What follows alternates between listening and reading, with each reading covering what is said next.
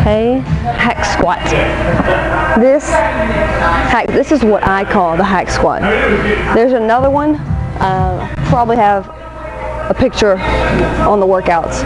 It's the other kind you get in and it goes right here across your shoulders. But this is what I call the hack squat. This is the hack sled, whatever.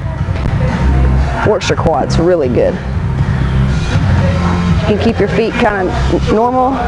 You know, your toes are always slightly open wherever your femurs are going. So if my knees are going this way, you don't want your toes to be here. You see how my knees are going this direction and my toes are too far out? You don't want that. Just saying, you don't want this. See, my knees are slightly going out, so you don't want inside.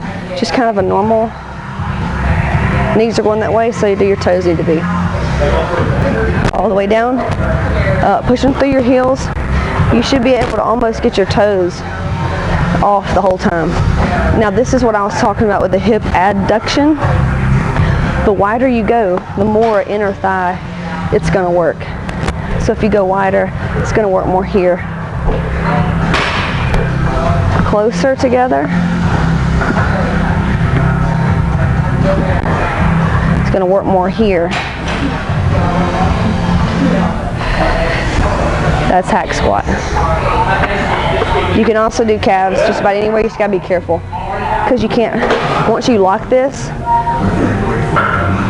depends on how tall you are. So always lock the machine out. If something ever happens and you slipped, it catches.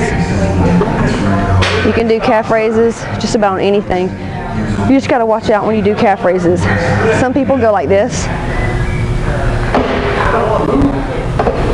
See how I'm bending my knees when I do the calf raise?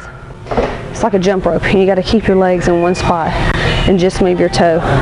It's like when you press the gas in the car, you don't go like this. So you do like this. Same thing with calf raise.